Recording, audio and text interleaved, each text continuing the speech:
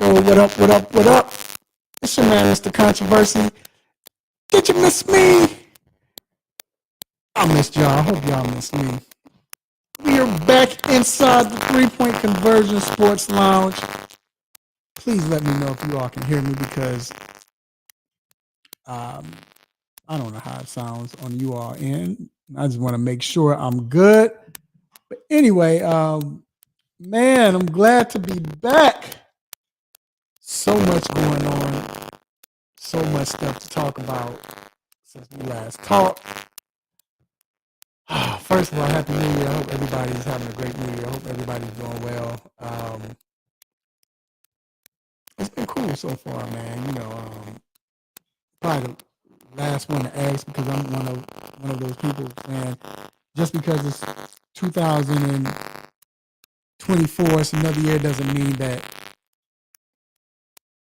you know, like I'm gonna act different, you know, differently, or however you supposed to say it. But hey, man, I'm just glad to be alive. You know what I'm saying? So, like, you know, I go by each day to change where I am. But if you're not like that, hey, I pray and hope that everything is working out for you, and you all you're great, doing well, you're positive, and everything else. So once again, Happy New Year. But man, do we have a show for you all? We have so much to get into. It's crazy, y'all. Like it's so much to get into right now. So much news just today alone. But we have to talk about this Nick Saban retiring. I promise you, like, we were just talking about that earlier today, and it just came out of nowhere, blew us away. I'm still tripping off of it, especially when you don't hear what happened or the reason why. No one is saying anything about why he left. Was he forced out? Was it a scandal? I want to know.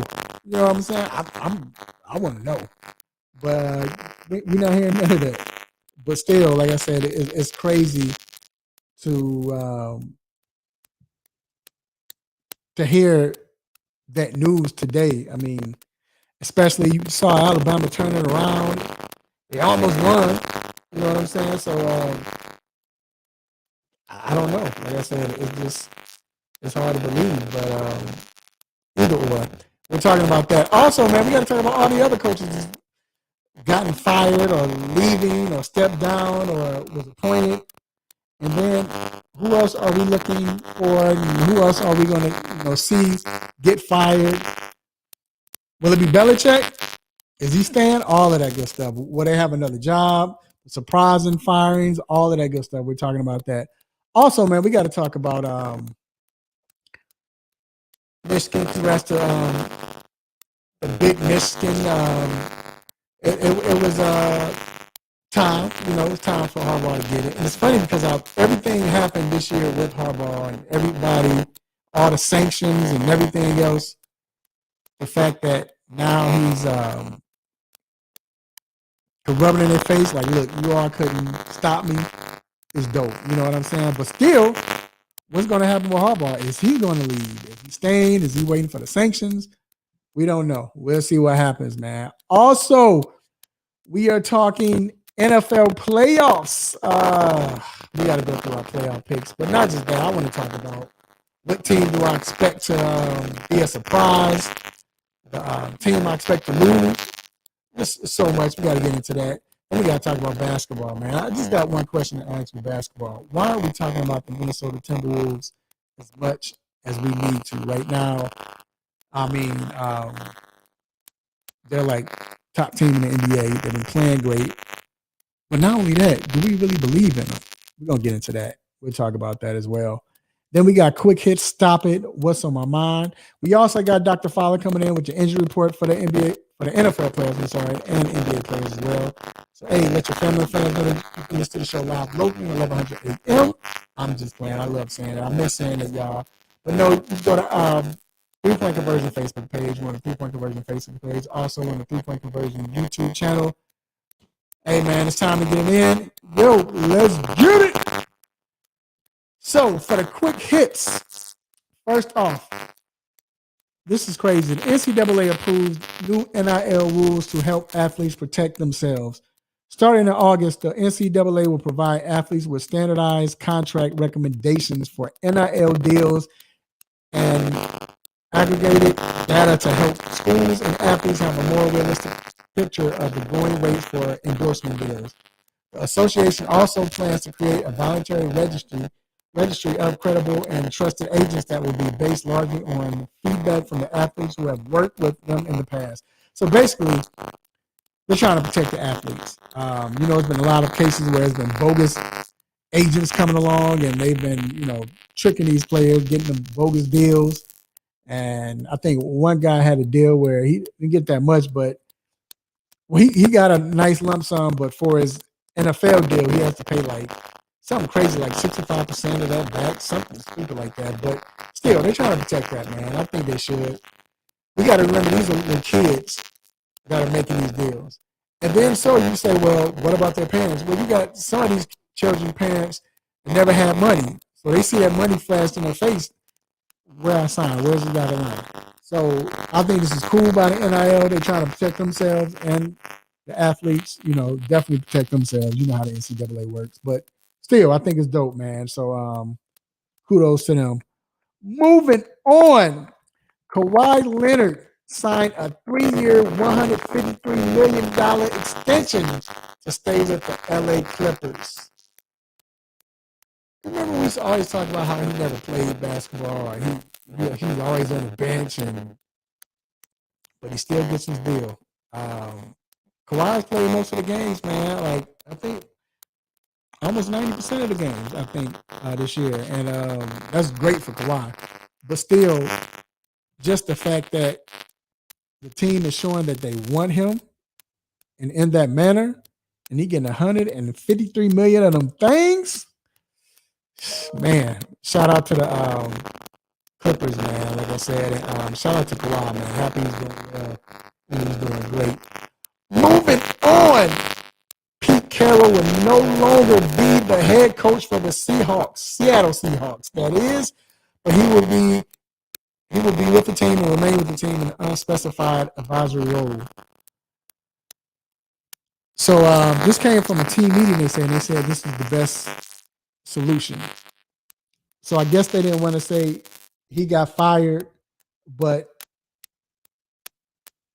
kind of sound like that. I mean, maybe they had an agreement. Maybe they told him, hey, look, Pete, we need you to step down. We don't have it anymore.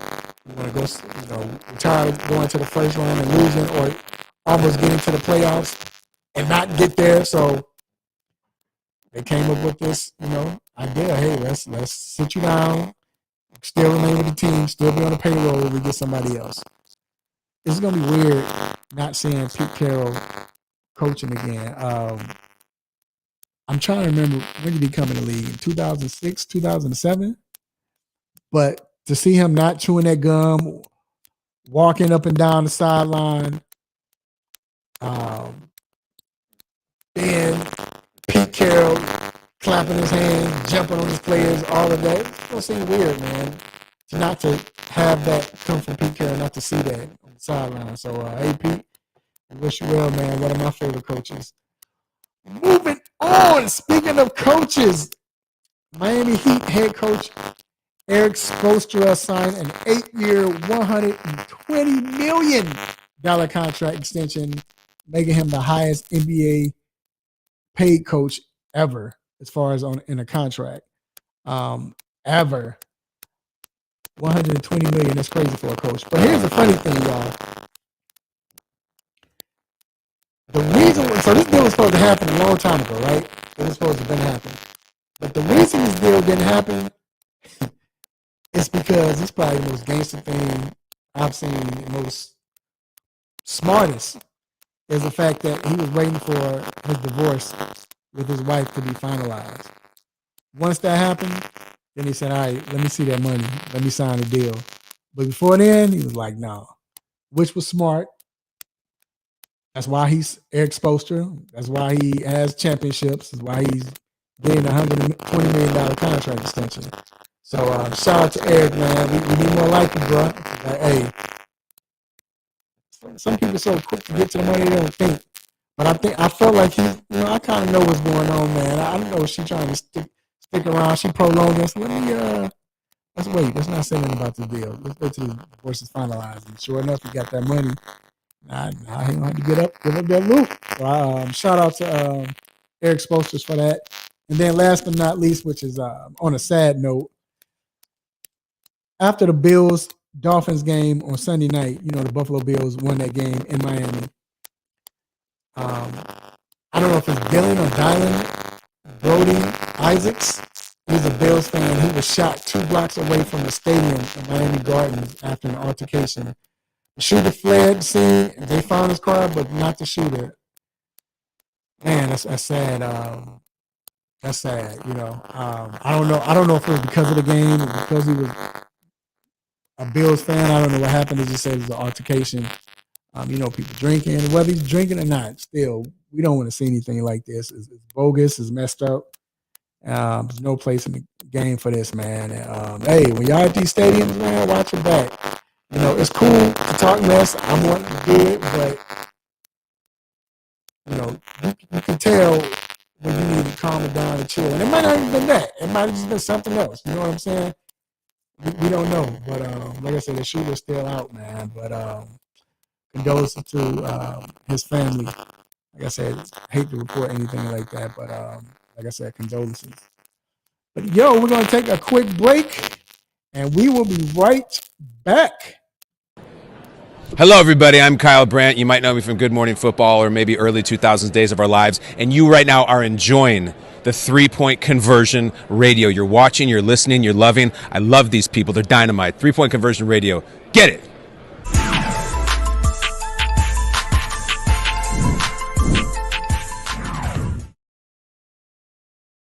All right, we are back inside the 3-point conversion sports lounge, and this is the hot topic.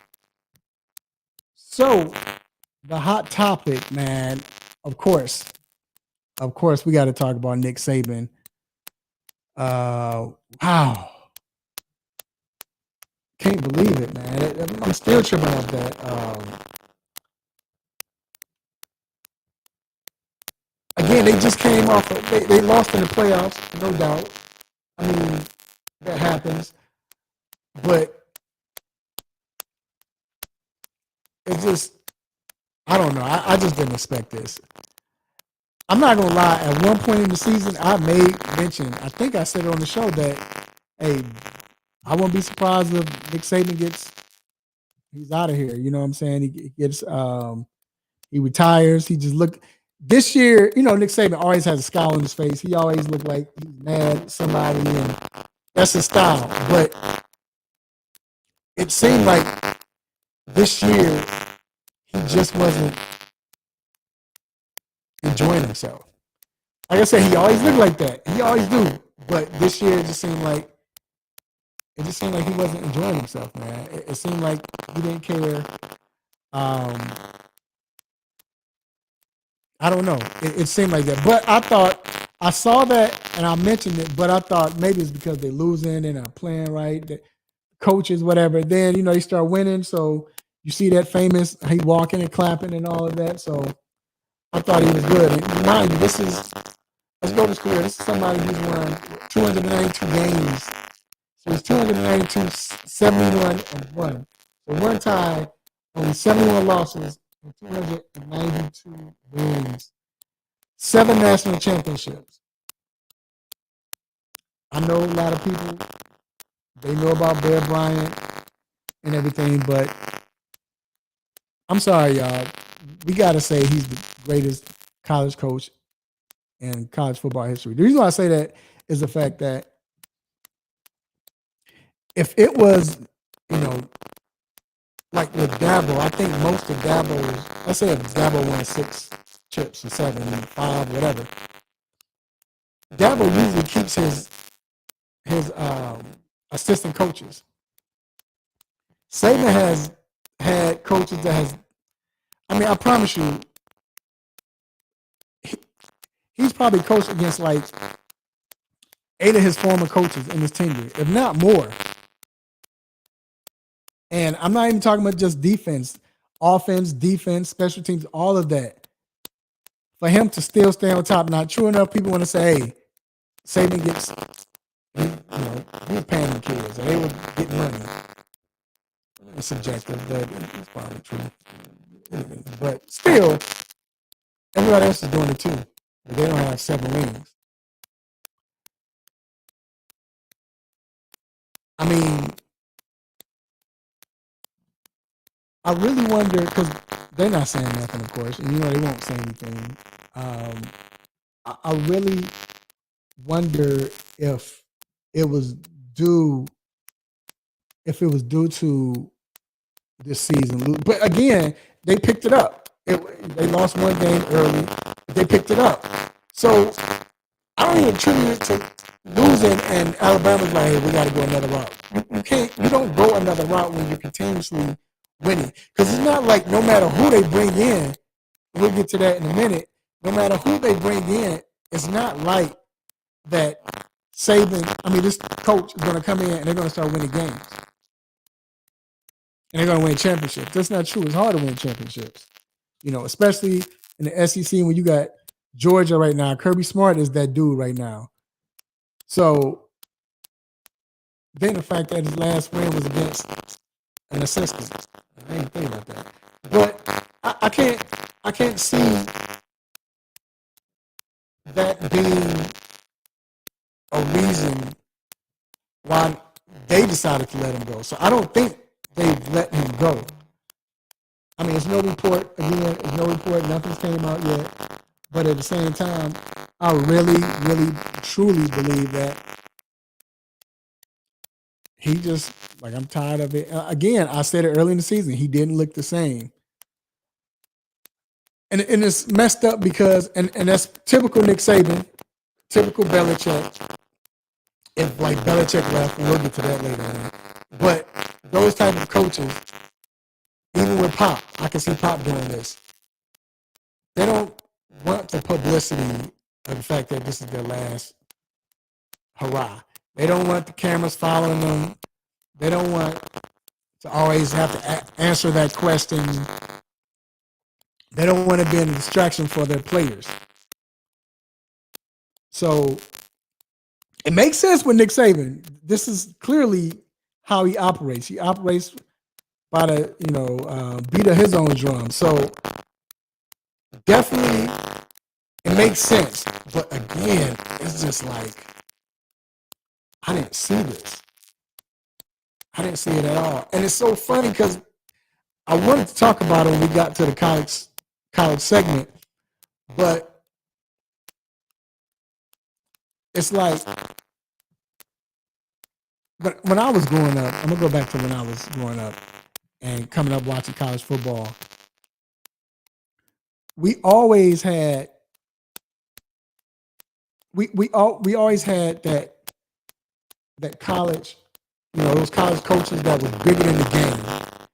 It was like I was watching this old football game, 1993. I'm going through this NFL season in 1993 just to go through it the whole season. I'm not watching every game, but I'm watching at least a game a week per week, like that best game per week of that week, whatever, through that season. And commercial came up. I'm in December. It's next to last week. It's the last week of the season, I believe. Yeah, it's the last week of the season.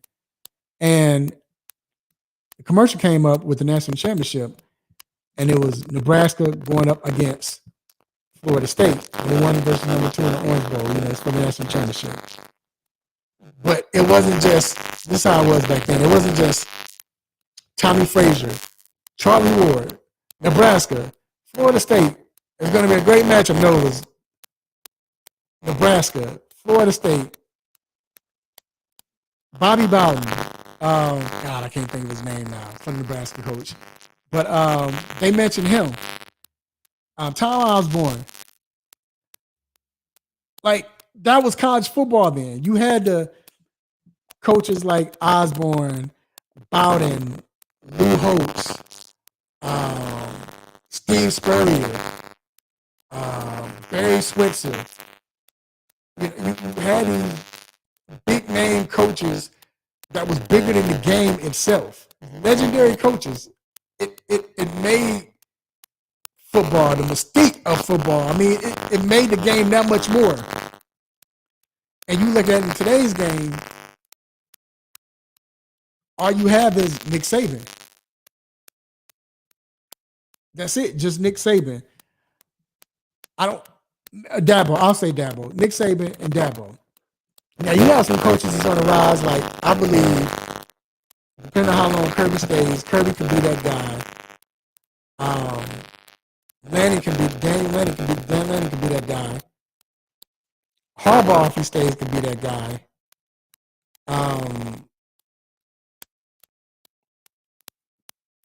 USC coach, maybe he's a big name. But other than that, I'm trying to think. Depending on how long Sarkisian want to stay, but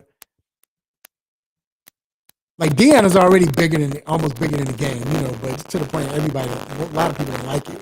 But still, but you really don't have it like we had yesteryear. And it's not a get off my lawn segment. I'm just saying, Saban was the last of a dying breed. Joe Paterno, I forgot to mention Paterno. Bo in Michigan. But you had these big time coaches that was there forever. And that's all you knew. But we don't have that anymore. And now the fact that Saban is retired, he was the last man of a dying breed. Like that's it. That's all we have of those type of coaches. Even though I ain't gonna say hate, but I didn't like Alabama. I didn't root for Alabama. I won't lie, probably until maybe this year. But I didn't root for Alabama at all. But the simple fact that now he's gone, but I rooted for him this year. But now that he's gone, will Alabama ever be the same? Because it's rumors that Dan Lanning is coming here, coach for Oregon. He's going to be here. He's the next coach, which I think his personality is big enough. He has that moxie about him.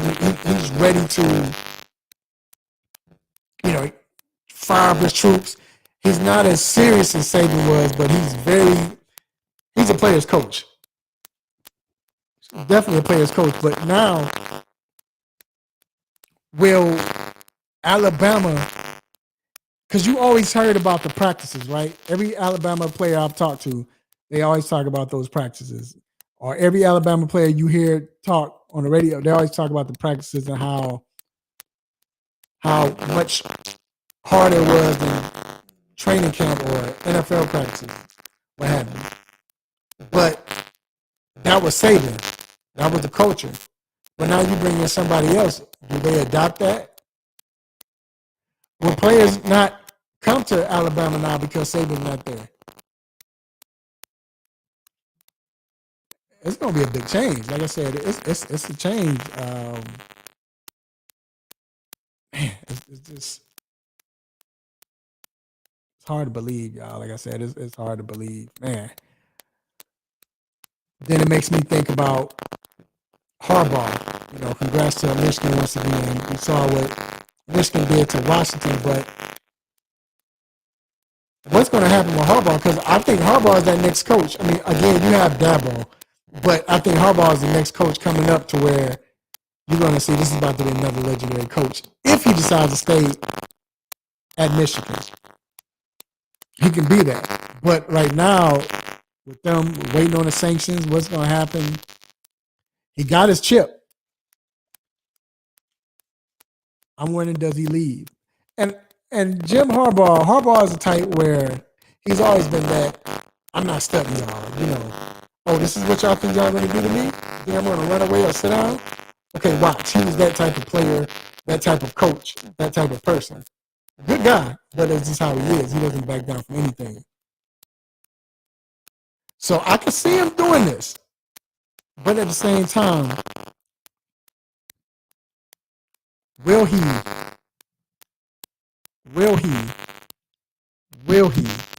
leave and go back to the NFL? Because I don't believe he stops coaching in college and says, "Yo, I'm gonna just chill for a minute, wait to another spot." No, it was Michigan or else. Michigan else. That's all it was. But I can't see him going to another college program. I can't do it. I can't see it. But with all these coaching opportunities in the NFL, there's some good ones. There's some good ones now. Some great ones. I don't think we've seen so many great opportunities as far as coaching in the NFL. But if he decides to leave, which I believe he is, I just think he's still with college football. They don't want him anyway.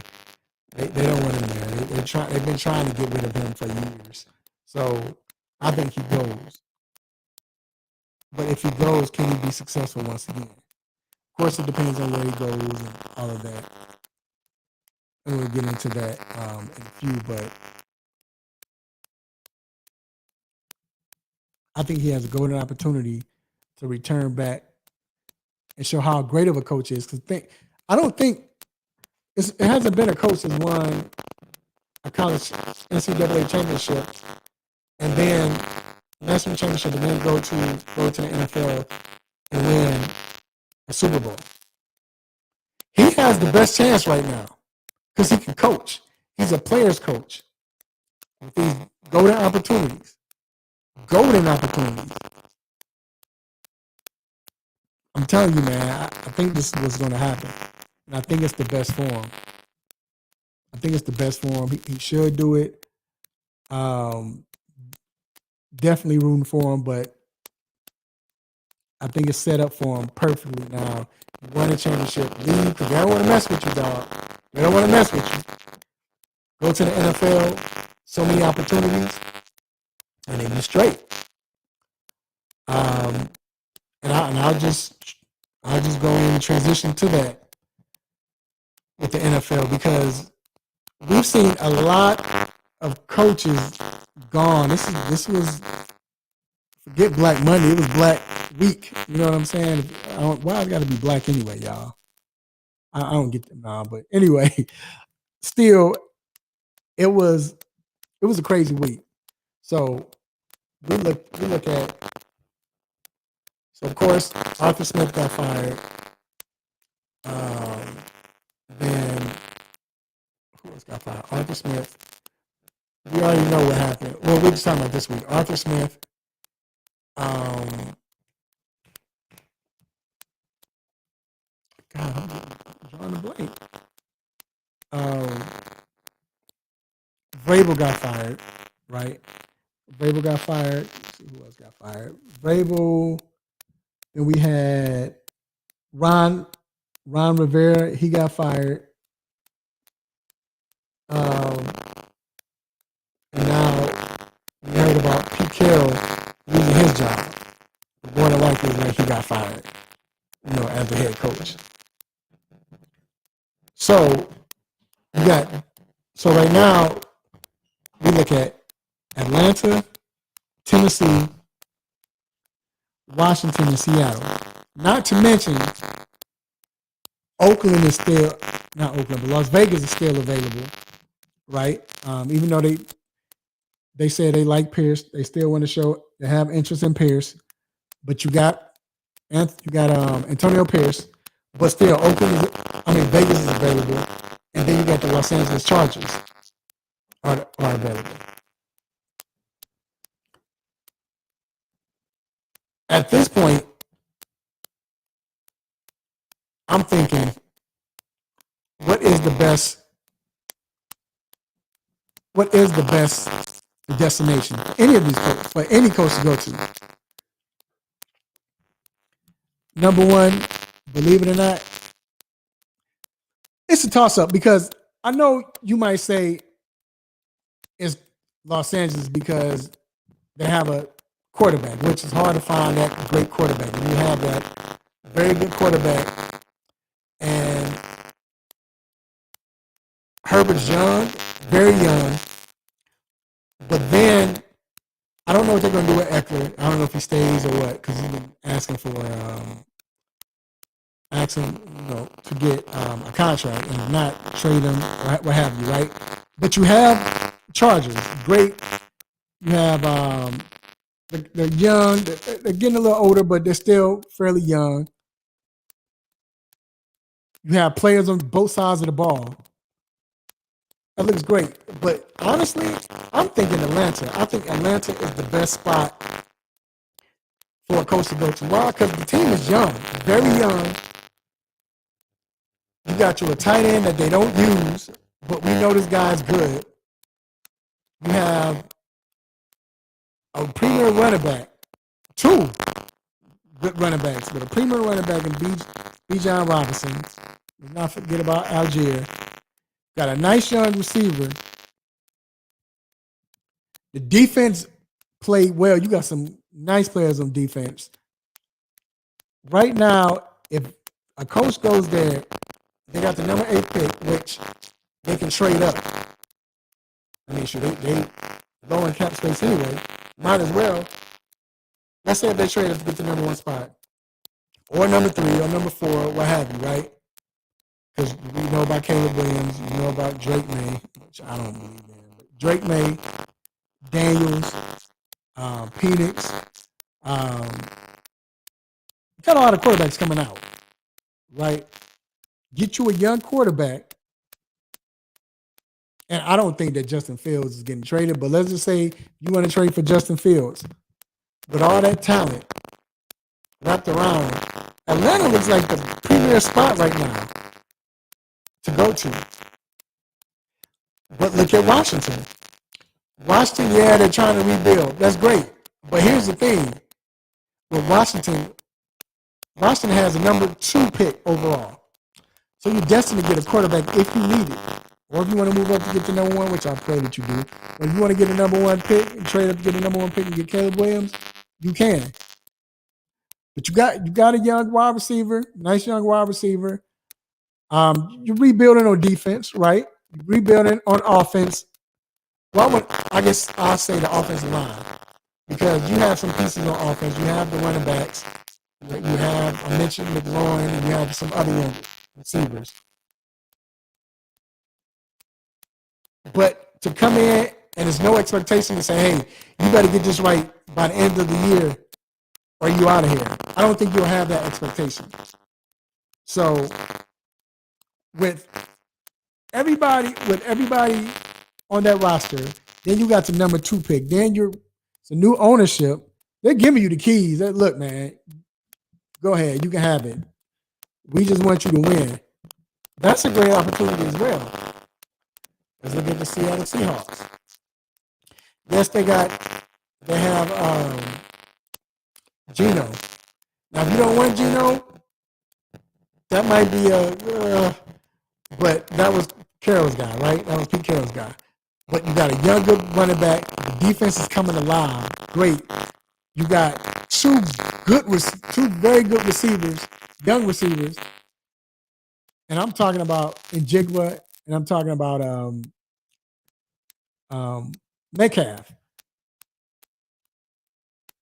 Like, it looks good there too. You know what I'm saying? Like, you make some moves, get you another quarterback if you want, or wait. But you got a great foundation, or good foundation. I would say good foundation.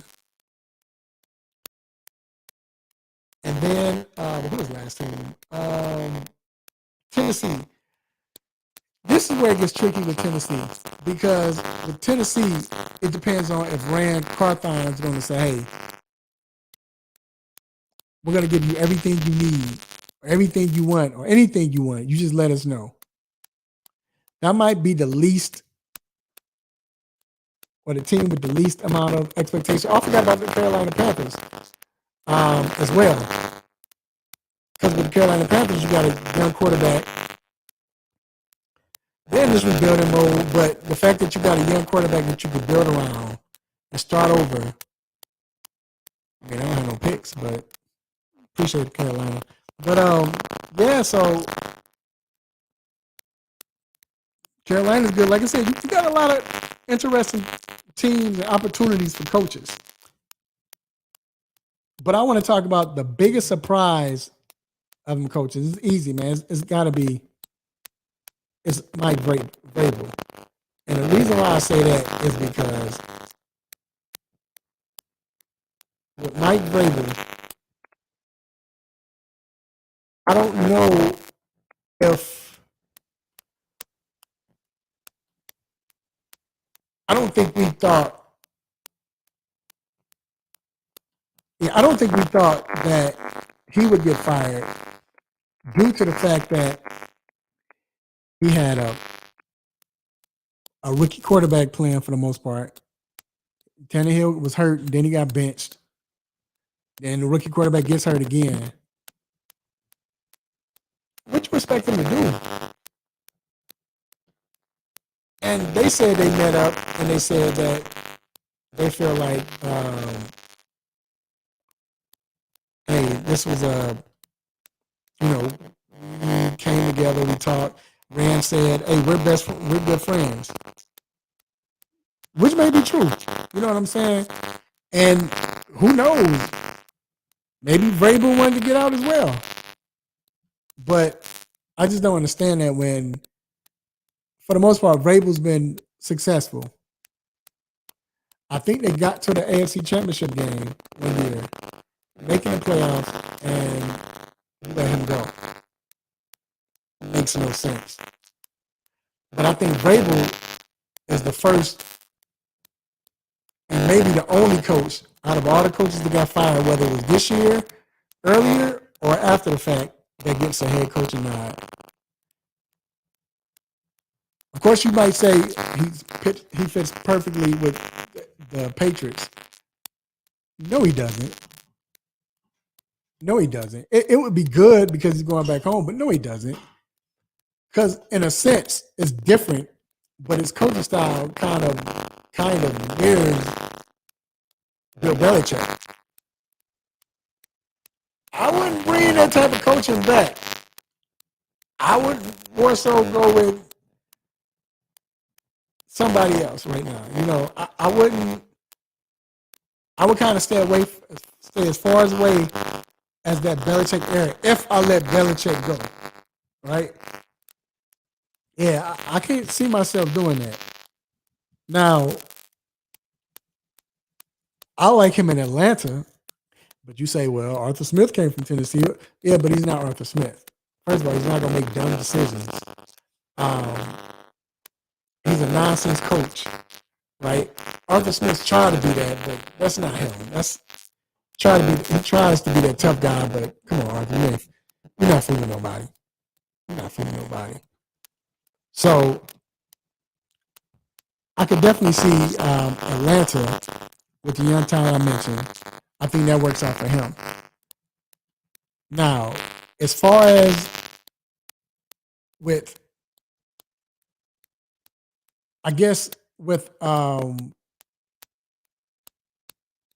next coach to get fired, thank God, Matt. I ain't gonna say thank God, but Matt Eberflus is safe, right? But now it's got to be Belichick. Like, we're waiting. And honestly, that's why it was so weird to hear about Pete Carroll, because after Black Monday,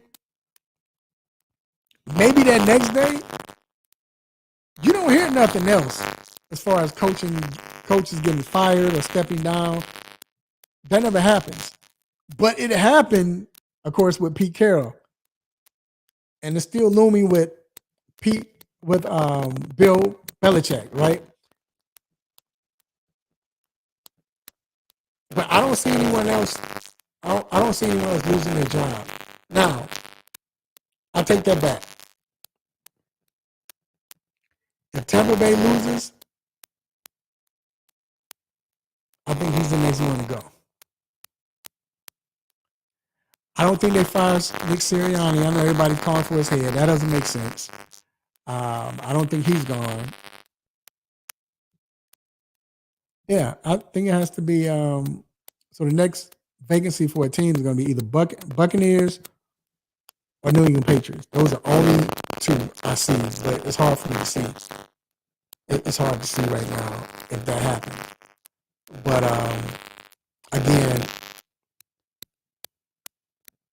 it was crazy the way Pete left or got demoted or however you want to say it. I was shocked about Vrabel. We knew Ron Rivera was getting fired. We knew Arthur Smith was getting fired. So right now, at this point, I say this. It still looks like it's a microwave era where if you're not doing your job less than 3 years, if you hadn't got us to a playoff, you're getting fired. Even if you got us to a playoff, you might get fired. Now, what happened at Los Angeles Chargers, he deserved to be fired. You calling dumb plays, you going for it on fourth down, you costing the team, you deserve to be fired. You're a defensive coach, but your defense wasn't that good, and you had all of that talent. I get it. But I'm just say this. Right now, for coaches, if you don't have at least 2 in the season and you're not Tomlin, you might get fired. That's all I'm saying. You might get fired. So, much success to those players. Good luck. To those coaches. Good luck to those coaches. Hopefully, they find something else. I don't know if you go back to being a coordinator right off the bat. I think Dan Quinn did. Now he's about to get a second hiring job. Coaching job. So, keep your head up. You'll be all right. Keep your head up. All right. All right, man. We're gonna take a quick break, and we will be right back.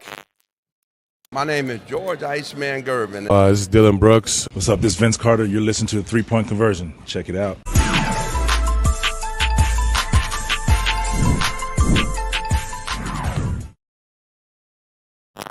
All right, we are back inside the 3-Point Conversion Sports Lounge.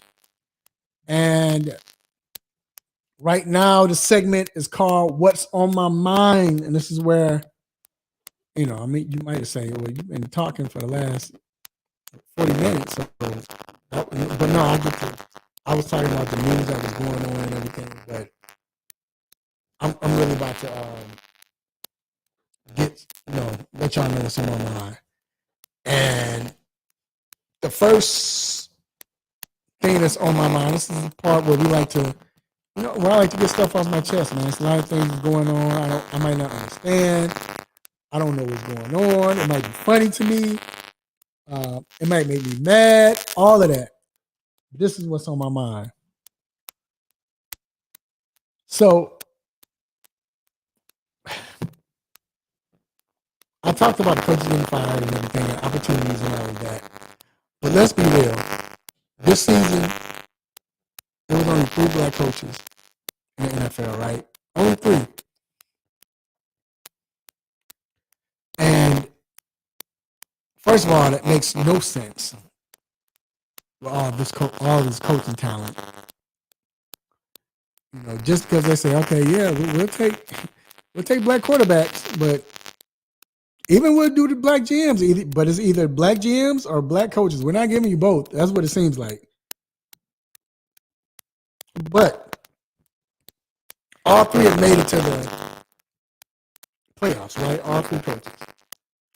And look how they did it. Look at Bowles. Todd Bowles got in with a quarterback that nobody wanted. A receiver, as we like to say in church, was bound up and was like, look, this is my last year. I'm out. Y'all not paying me. I'm ready to go.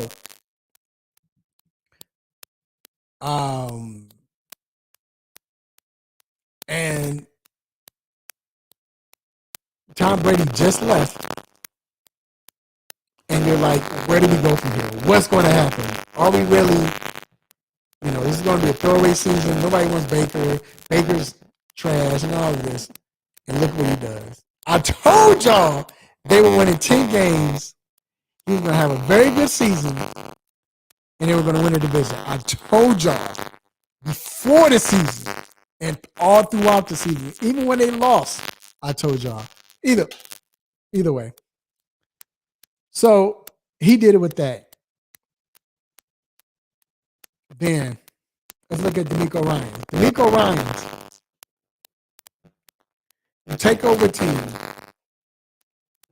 that has drafted a rookie quarterback and have all these young players and no one knows. Defense is young. You didn't win that many games last year, right? And as a matter of fact, last year, you won. I think you were the number 2 pick. You had a number 2 pick. But all of a sudden, the quarterback that looked like he might be the worst in preseason, all of a sudden, they start winning. And the whole time, they're ahead of 500 all throughout the year. And they have to play for the playoffs, win or go home. Win or go home, or if this team doesn't win, you go home. And sure enough, they get in. They do their part and they win. Then you have Mike Tomlin. Mike Tomlin has the worst quarterback of all 3 teams. Mike Tomlin deal with injuries. Mike Tomlin deal with players that stop playing, players that complain,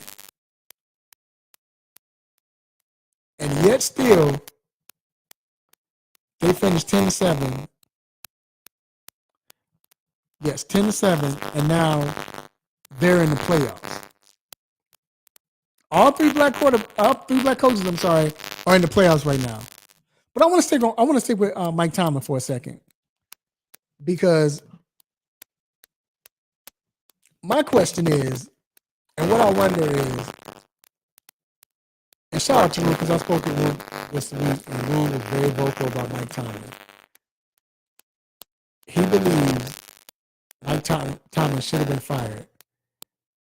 He feels like everybody's celebrating mediocrity, right?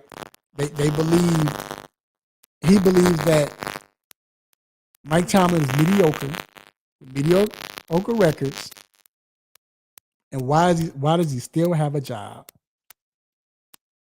He's, and I'm not gonna get into everything else he said and what our debate was, but I went back and forth with him and was like, yo, you don't understand. He's done something that no other coach has done since Don Shula in the 70s. In the 80s, I guess. But Don Shula, right? That far back. But listening to what he was saying, it made me think like, dang, just because he never had a losing season, I mean, what does that really mean? Does that really mean that you're good? Does that really mean that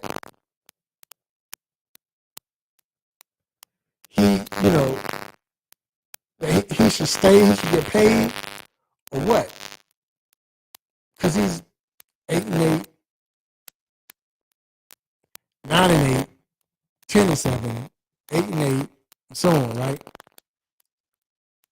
But when I think about it, and just being real, you look at the last 4 years, Big Ben wasn't the same. He wasn't the same. Matter of fact, Big Ben was hurting you.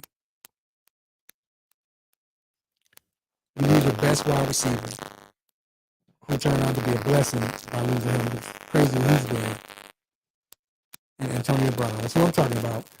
Then the fact that Big Ben plays one more year looks horrible. Usually you got a great quarterback to play that one more year. Played a year too long. Like, at least with Peyton couldn't throw the ball 15 yards, but he was smart enough to, and the defense was great, they won. Big Ben thought he still could throw the ball. Throwing all, I know this don't make sense, but throwing all off key. What are you doing, dog? Just everywhere. Horrible. Right? 40, I think 39 years old. Then you bring in this rookie that comes in. He does nothing. He gets hurt. You bring in Trubisky first. Trubisky does nothing. Then you put the rookie in. Rookie does nothing. You might see something promising, but no. This year, okay, that was first year. He got out the way. Second year, he's gonna be ready. Offense looks horrible. Offensive coordinator is horrible. Get rid of Canada. Get him gone. Now all of a sudden you say, all right, they should be good. The offense still looks horrible. But because I guess Tomlin who he is, they end up winning and now they're in the playoffs. This is the thing. One thing about Tomlin that I think only a few coaches have is the ability to really lead. If you notice, Tomlin's not calling defensive plays. He's not calling offensive plays. Tomlin is not dictating as far as what play to call because he trusts his coordinator, right? But his leadership, the way they respect him, they look up to him, just him alone as a coach is winning 5 games. Him alone.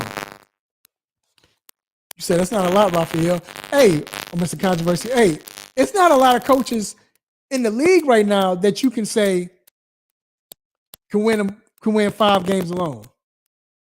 Dan Campbell can't do it. Who else? Obviously, Belichick can't do it. He used to do it, but he can't do it. Robert Saleh can't do it. I can pick teams that's winning. Buffalo Bills coach, I can't think of his name. He can't do it. It's so many coaches in the league that can't do that. Just win 5 games alone just through being the coach. Tomlin can because they respect him. He knows how to lead. And not just lead his players, lead his coordinators. You know, make that right move. And then if he makes a bad move, he lives with it. You see him shaking his hand, okay, I was wrong. He's not chewing his players out. He has their back. We don't know what happens behind the curtains. But that's what a coach does. So to say that because he hasn't won 11 games, 12 games, he's not a bad coach. I mean, he's not a good coach. He's mediocre. What do you expect him to do with that roster? You tell me what team in the NFL that has a bad quarterback that's won a game. You're going to say, well, it's Baker. No, I'm talking bad quarterback as in stats. You look at their stats. What quarterback you know that's not good at all, and the stats shows it, that they've been able to win games. You can't name another coach in the NFL. He's doing this the last 5 years. What quarterback has he had? Okay, 4. I'll say 4. Last 4 years, what quarterback has he had? That's played well.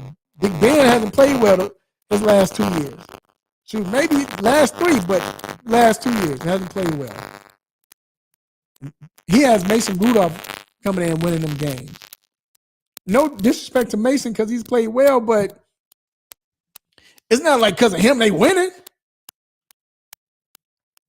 All I'm saying is, let's give this man respect. And let's give this man what he deserves because, again, if you do something in the league where it hasn't been done in 30 plus years, and you're the only other person to do it, besides like, what is it, Curly Lambeau or George Hallis, which is in the 1610s. I mean, come on, man. We got to get this. I don't care if it's mediocre or not. You say that. No one has never done that. But again, he's doing it without a quarterback. And we know in this league today, if your offense is not good or your quarterback is not good, you're not going to win. And not just the quarterback, his offense hasn't been good at all. And they're still winning. They're still winning 10 games. Come on, man. Come on. Let's tell the truth and shame the devil. So we need to give Coach Tomlin his respect. We need to give Coach Tomlin, I don't like saying flowers. Not because they flowers. I'm just saying everybody says that. Just do it. He deserves it. He deserves it. Real quick, I want to talk about this real quick.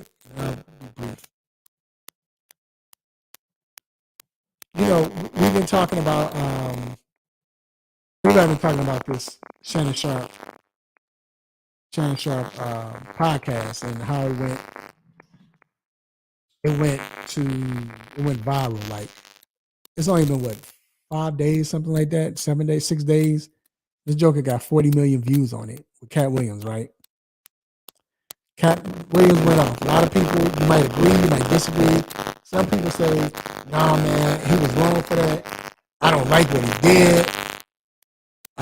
He shouldn't have said it. Some people agree with him, whatever. But you know, Cat, you know how Cat is. Cat tell it. He's using it to big up himself. He's trying to get publicity and all of that. Well, I want to say, who is the Cat Williams of the MLB or basketball, football, NFL, either with college, whatever, and basketball? So I'm gonna give you, still what's on my mind. I'm just thinking this. It's on my mind. You know, it's on my mind. I was wondering, watching the Cat Williams video and thought about it. So you know who it would be for baseball? I'm gonna start with baseball. It's easy. We already know who it was, and I say it was because he did this in the past. It was Jose Canseco. Jose Canseco was Cat Williams. When Jose Canseco was done, the only difference was he was kind of telling him, he wasn't really trying to make himself look good, but he was telling himself, he was telling everybody else, hey, he was shooting, he was using steroids. Yeah, we was together doing this. That guy using steroids, I know he's doing it because he was doing what Cat Williams doing now, right? He's telling the truth. Some people look at it as snitching, tricking, or whatever. He looked at it as, hey, I'm just being real. I'm letting y'all know what's going on. What was the point? Again, I'm not saying I disagree with Cat or he was wrong. I'm not saying any of that. I'm just saying Jose Canseco's baseball. For football, go NFL. Another former player. And the difference is Cat still doing comedy, right? But another player. Steve Smith. Steve Smith gonna tell the truth. You know, yeah, he's raw, he's whatever. He's no filter. Always been like that. But Steve Smith will say, oh yeah, he lied. Or he did this. Or he didn't do that. That's Steve Smith. You've seen him do that. If he don't like you, he's gonna talk about you. If it's something that you're not doing right, he's gonna call you out. Again, I'm not saying he's wrong. I'm not saying he's right. I'm just saying Cat Williams in the NFL. Look what he just did to the young boy, my man in Denver. He did that to him. Jerry Judy, I think it was Jerry Judy. Yeah, Jerry Judy. He tried to dap Judy up because he told the truth about Jerry Judy as far as like, he need to do this, he need to do that. His route running skills and get better or whatever. And then when he dapped Judy up, and Judy like, no, I ain't got nothing to say to you. Even though you can't be that sensitive about it. He's doing his job, he's critiquing you. But either or, now I will say that was bogus what Steve Smith said. Then he get on national TV and say that about that young man, you're supposed to be the big brother. Okay, he didn't dap you up, whatever. It's just how it is. But you can't come at him like that. but that's Steve Smith. Cat Williams in the NFL. Then last but not least, y'all should know this. This is very easy. Very easy. I know I got to watch somebody watching, whatever. And if you're watching, you should comment and say who you think it is with NBA. But you know this is easy. This guy still playing, so he's really like Cat because he's still in it. Like Cat is still doing comedy. This guy is still playing basketball right now. It's easy. Well, it might not be, but Kevin Durant. Kevin Durant, one of the coolest people you meet. Cat is one of the coolest people you ever meet. But Kevin Durant, if he don't like you, he's going to tell it. No, Kevin Durant's going to tell it. He might do it from his burner account, but he's going to tell it. Say, hey, this guy is this, he's that, and I don't, whatever, and he's going to do that. Especially if you come at him or if you're a threat to him. Pretty easy. Pretty easy. So again, the Cat Williams of the MLB was Jose Canseco. Cat Williams of the NFL is Steve Smith, and the Cat Williams of basketball is Kevin Durant. Easy choices. Easy. Very easy. So that's what's on my mind. I had a lot on my mind tonight, but I had to get it off. I wasn't here last week, so missed y'all, man. It's a lot. So, but look, we're gonna take a quick break, and we will be back, man, for the Stop It segment. Keep it locked. Hey, this is Earl Campbell. Hey, it's Chuck the Iceman Liddell. This is Emmett Smith, and you're listening to 3 Point Conversion.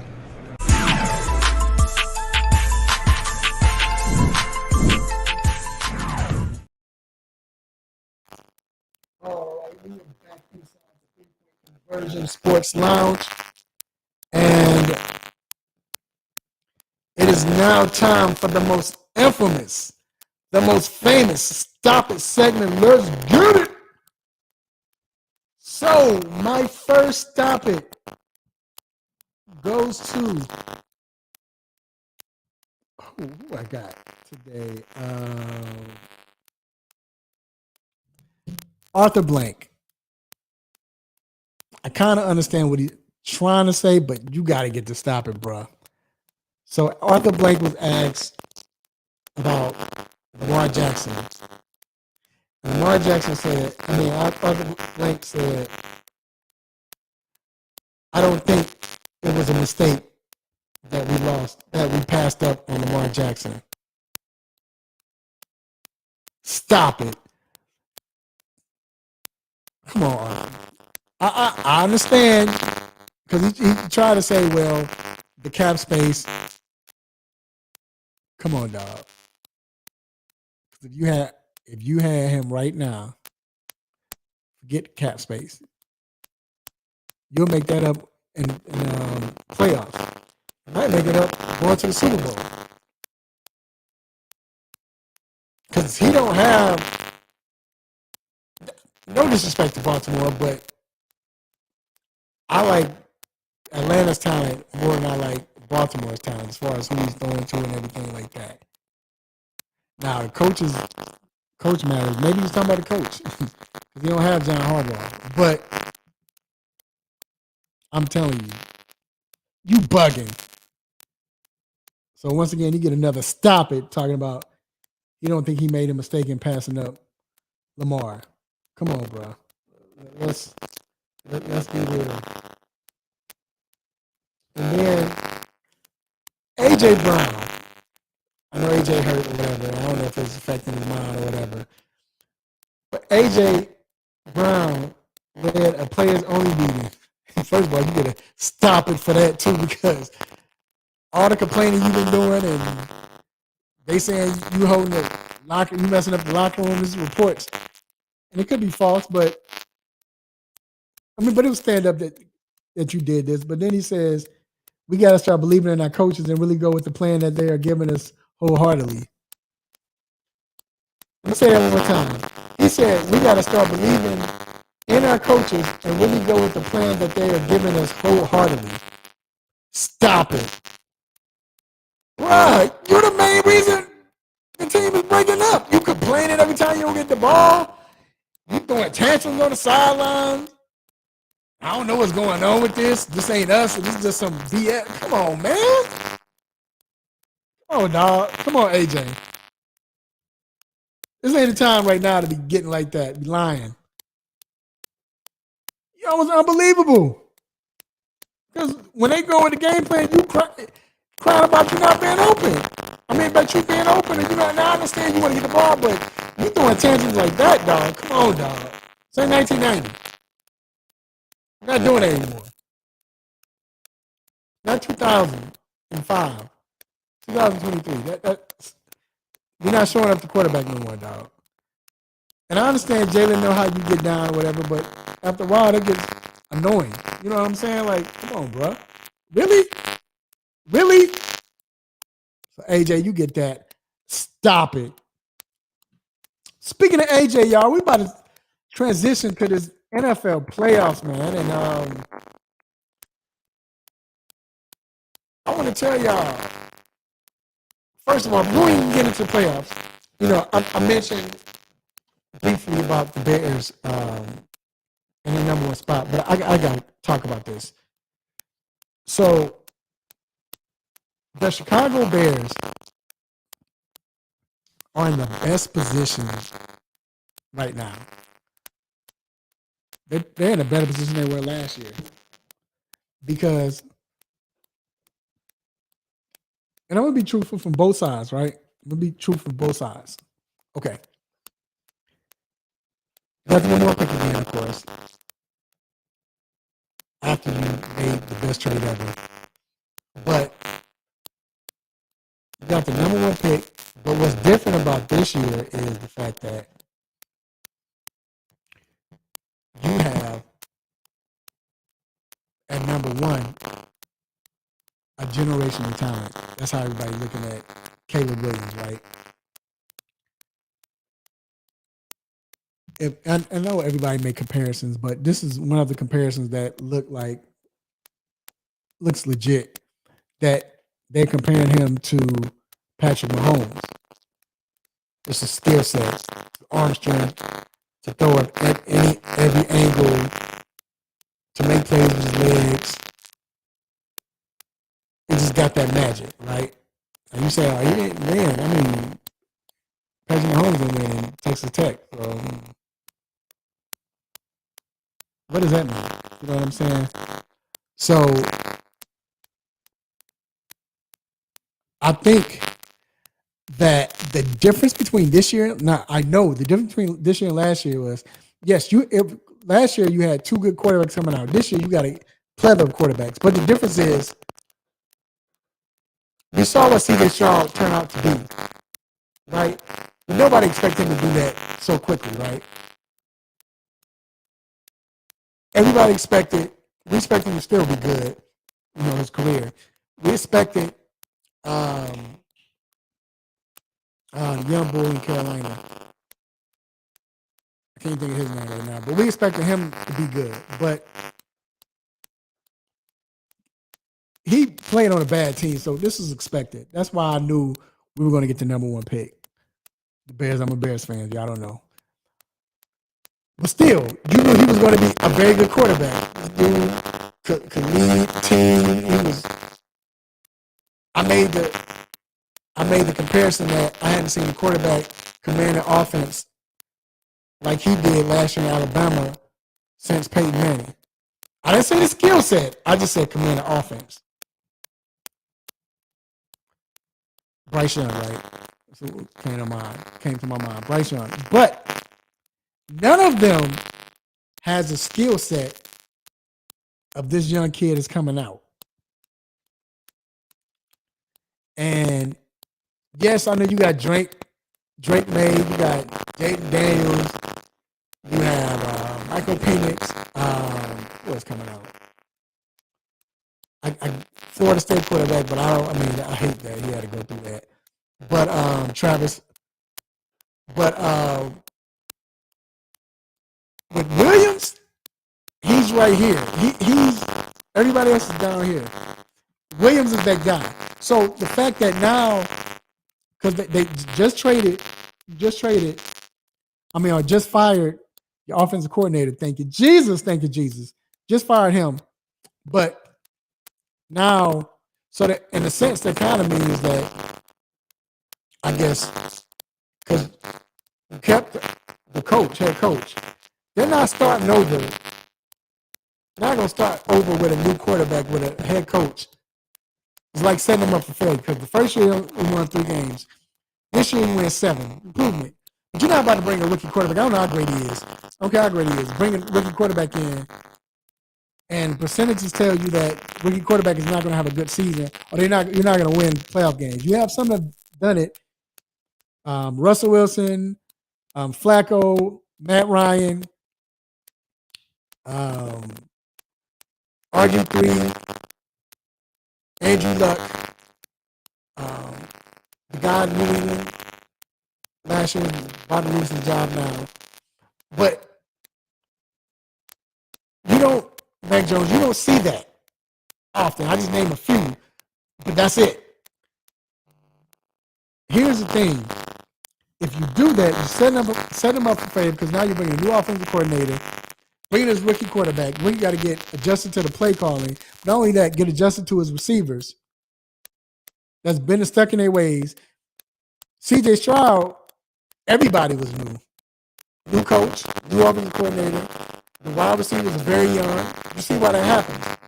But with this situation, it's not going to happen when you got players that's been there for a minute. DJ Moore, the team went Justin. So how they going to react to that? So it shows that Justin is more likely staying. Now, the general manager came out today and said that hey, we're going to turn every stone to make sure we make a sound decision for our organization. I do think Justin got better. I do think he can lead this team, but at this time, it's a lot of opportunity, a lot of for us to think about, when it comes to our situation. Basically what he said last year. This is leverage. So I like where the Bears are. I think they should trade this spot. You might be able to get you three first-round picks with this. I think they should go and do this. Right? So that's my word. That's what I feel with that situation. But when I'm looking at this playoffs, man, let me tell you, the team that will surprise everyone in the playoffs, I don't think this is a surprise, but I think, especially in the NFC, the scariest team in the NFC, or the team that's going to win, is the LA Rams. I think the Rams beat Detroit. I feel like I know that Dan Campbell's going to make a dumb decision of trying to go for it in his 4th and 10 at his 30-yard line. Try to do a fake punt, which we've seen, but he do it like 8 times. You can't do that in the playoffs. But this team, with all of that offense, the defense is getting better too. Because they're gaining confidence because of the offense. But that offense is crazy. Demarcus Robinson in the slot. You still got Atwell that can play wide out or slot. Then you got Puka. You got Cooper Kupp. You got this young running back named Kyron Williams, who might be probably the second best running back in the league this year. I'm lying. I'll say third. I'm sorry. Third running back in the league this year, right?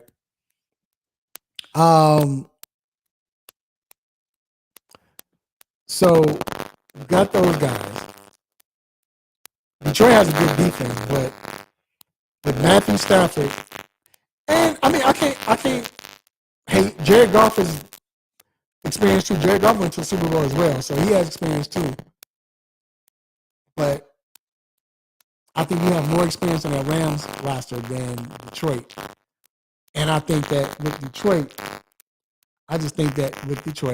Detroit is this, like I said, I just feel like Dan Campbell's going to make some dumb decisions. So that's my surprise win. The team I expect to lose that shouldn't lose, Kansas City Chiefs. I believe they're going to lose. Even though that's my surprise loss. Even though I think if they win this game, they're still a dangerous team. But even in that cold, I mean, think about it. And it's funny that I named the teams with, you got Matthew Stafford playing against his old team, Jared Goff playing against his old team. And then you got Tyreek Hill going up against his former team. Now, Kansas City beat them this year. And they were in London or wherever they were. But I think Miami beats them. Matter of fact, it's probably in their best interest not to go to Buffalo and lose that game and not play Buffalo again and play Kansas City. That's my surprise win. Now, I talked about Rams being a scary team. The scariest team in the NFL, you might think I'm crazy. I got to go Buffalo Bills. The fact that they're winning it's games where they should have lost. I know everybody keeps saying that they called Josh Allen. What do they call him on steroids? Was it Steve Young or there's another like winning quarterback on steroids? He don't remind me of Steve Young or any other quarterback. Only quarterback he reminds me of is Brett Favre. Because he's going to throw you 3 picks. He's going to throw you 2 or 3 picks, right? But yet still come back and make that spectacular play, maybe 2 of them, that'll win his team the game. Because, when you play Brett Favre, we always knew, hey, Brett Favre will give you at least 3 or 4 that you can pick off. You better take advantage of at least 2 of them. But if you don't, then he's going to beat you. Josh Allen will make 3 mistakes, fumble, interceptions, but yet still, the way this is why they're scared. The way their defense is playing right now, then it puts Buffalo back in that position where they have a chance to win or seal the game or what have you. And Josh Allen makes that play to do it. I think he had, 46, 42, 46 touchdowns, something like that in the 40s, but had like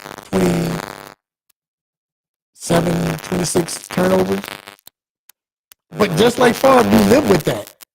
You knew Favre was going, he didn't have that many interceptions, but you knew Favre was going to throw these 15, 16, 17 interceptions in the season. But it didn't matter because he's going to throw 3 touchdowns also. That's the same with Buffalo. Right now, that's the scariest team in the playoffs. And then my bold prediction, because I'm going to give out we're going to give out our picks later on.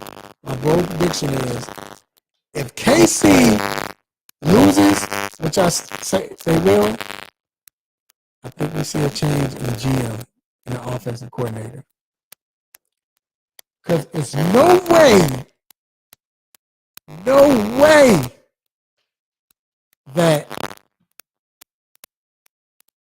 you're the Kansas City Chiefs and you didn't get DeAndre Hopkins. You already have no receivers. How in the world do you not land DeAndre Hopkins? This is a guy that wants to win. Yes, he wants to be close, I guess, to his family, but the right deal would have had DeAndre Hopkins coming to KC to play. And you can't make that happen? And you're the Kansas City Chiefs. You got Patrick Mahomes as your quarterback. And you can't make that happen? Playing along with Kelsey? With Andy Reid as the head coach? You need to get fired. I mean, I always firing on no one, but come on now. I don't know. And then the offensive coordinator, it's Matt Nagy. What else I got to say? Anyway, let me go ahead and go to basketball, man. These trades are heating up with I talked about it before. We talked about with DeJounte Murray, and is this about to happen for real? Because I talked about last time I was on here, I talked about how I thought that it didn't mean that Atlanta failed.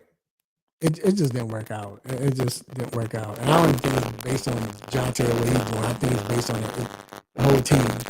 I think somebody got to cut. We got to gut this team. This team is not the same. We have to gut this team. Got to gut this team in Atlanta. But they're saying rumors about the Spurs. Now a rumor came out with the Golden State Warriors.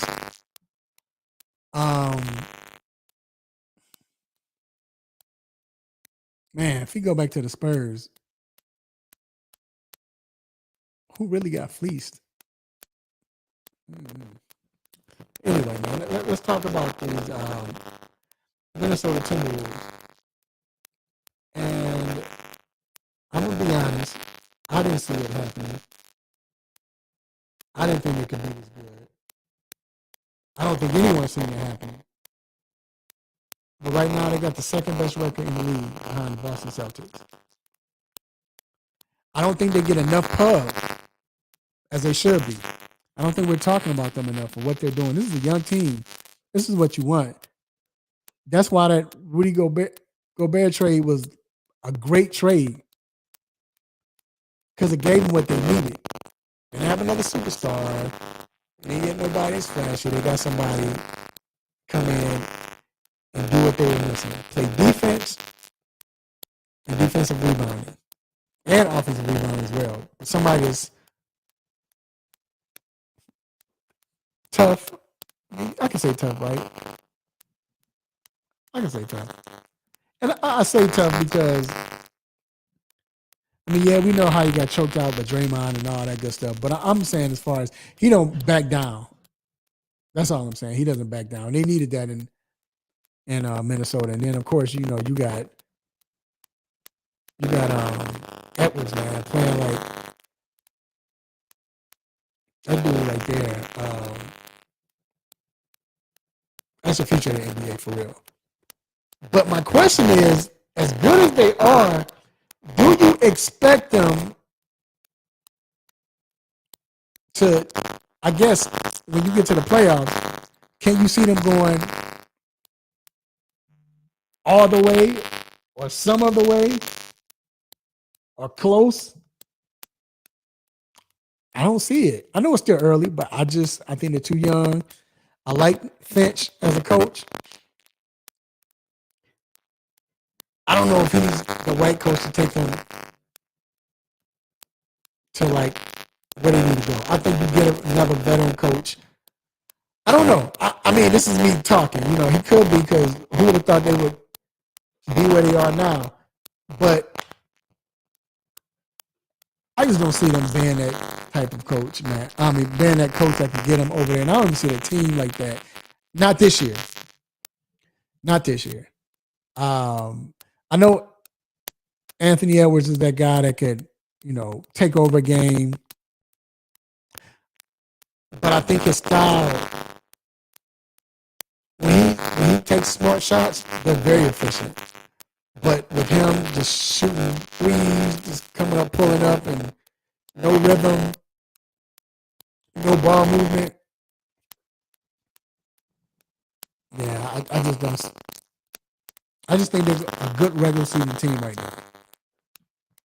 And I think once they get in the playoffs, I almost see them losing in the first round. Yeah, I almost see them losing the first round. And then I want to ask you all, I want to tell you all,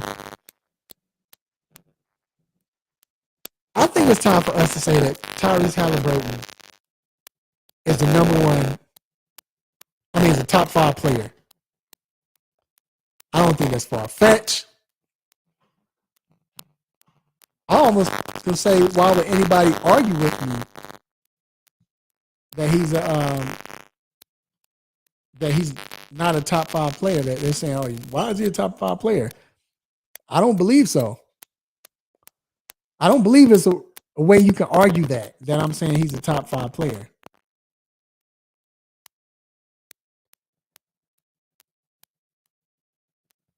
I feel like appreciate that, Ab. I feel like hold on one second.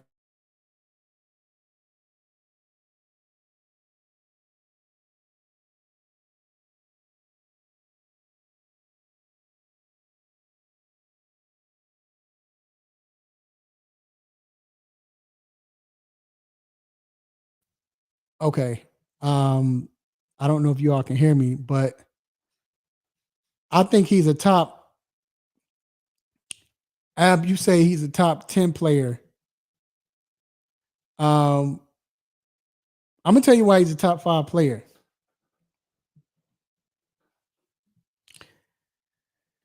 With and Ab, I like that picture of the Dolphins, bro. I like that picture. But the reason why I say that is because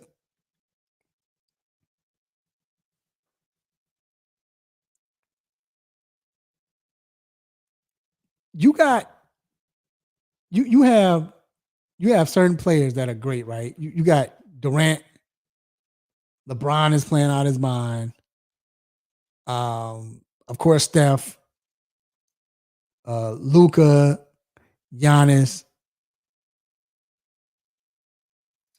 my guy Joker, and then you have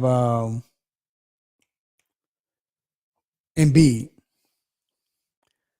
But right now, Halliburton, the way he's playing, they're winning.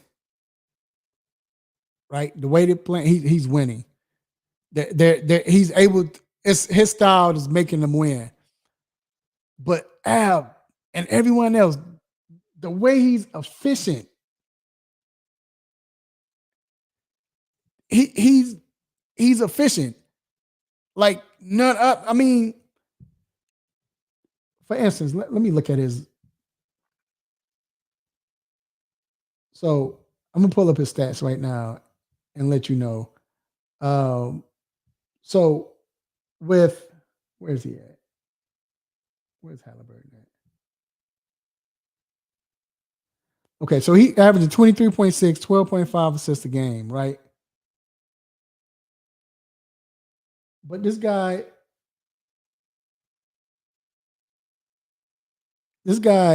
as a point guard is shooting 49%, 49.7. So we're gonna give him that 3.3. So he's shooting 50% from threes. He's shooting 40% from threes. From threes, y'all. And then on top of that, he don't turn the ball over. How you getting 20 assists and no turnovers? Who does that? We talk about Chris Paul. We like, all right, Chris Paul. That's what he was doing back then. But to be scoring 20, 23, 24 points. Matter of fact, this is what we thought Chris Paul was going to be. And in a sense, he didn't have to score as much. So it was kind of like that. But, and honestly, let's be real. Who else does he have on his team to be getting 23 assists?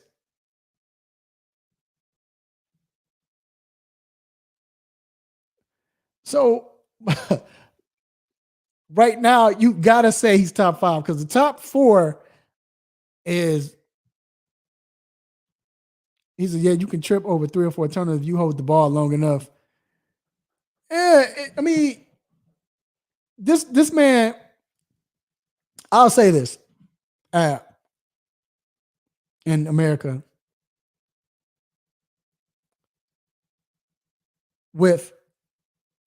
I have Embiid, Joker. This is not an order. Embiid, Joker, Luca, and Giannis.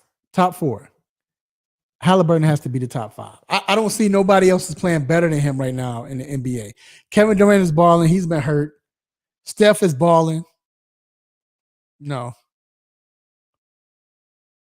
Trey is balling. I mean, but he give you turnovers like should. But this guy, he doesn't turn the ball over at all. He doesn't turn the ball over. He's shooting 40 from 3. He's 49. He might as well say he's shooting 50%, which he's probably going to get to 50%. And he's 86 free throw. So he almost at the 90. I got to put Halliburton in there, dog. I feel you with LeBron is playing awesome. He playing awesome. I get you, but I got to put Halliburton at this.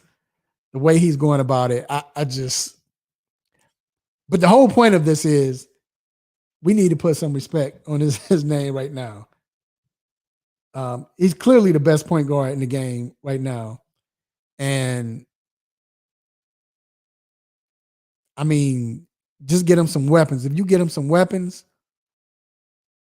like, you know who he has the vision of, and then we'll go to the next segment. But you know who he has, do you know who he has the vision of? And it's scary. You got somebody with speed like a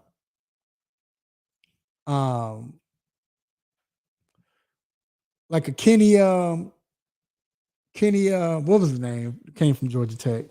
Kenny God, I can't think of his name. Help me out, Al. They went to Georgia Tech and played for New Jersey Nets. I don't know. I can't think of his last name. But anyway, one of y'all help me. But still, you got him, and then you got the speed of God, I can't think of Kenny's name. But he has the vision. Thanks, Dr. Fowler. Kenny Anderson, yeah. Kenny Anderson. And then you have but he has the court vision of a Mark Jackson, which is one of the most underrated point guards and players in the game ever. But yet still he can score, man, with the best of them. Yeah, I gotta put him at top 5 right now. I gotta put him at top. LeBron is balling, Anthony Edwards is balling, Curry is balling. But this season, gotta put him top 5. You have to put him top 5. But yo, that's gonna end that segment. We're gonna take a quick break, and we're gonna be right back.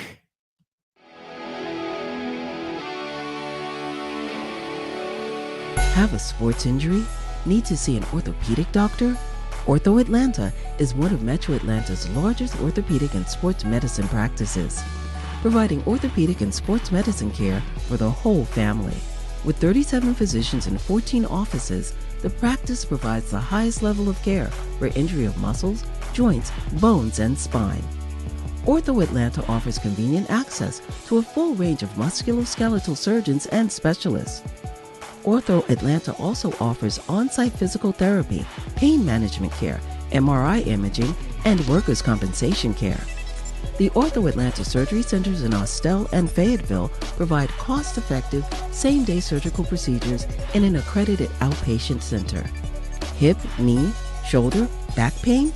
Ortho Atlanta has you covered with specialists in all areas. Same-day appointments, orthopedic care for the whole family. Ortho Atlanta, Atlanta's choice for orthopedic and sports medicine care. Learn more at www.orthoatlanta.com.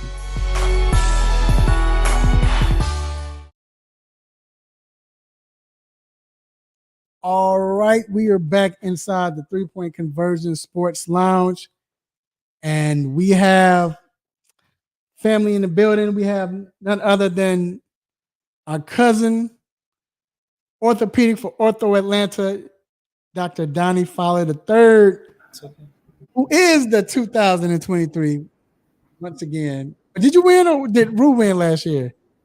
Rue won last year. He caught me at the very end, so a little bit of satisfaction and payback this year. Yeah, Dr. Fowler won the picks. He won. He's the pick champ guy. Last we were all tied going into the last season, and my Bears let me down. So, but that was the only pick that we went against each other, right? Yeah, I think I had one. You and Rue were tied. I was one game ahead. Yeah, because that was the only pick that me and you. Yeah, we deferred on the Bears, and Rue picked the Falcons over the Saints. Right. Yeah. So, but anywho, it was fun. It was close. So yeah, that was real good. It was fun.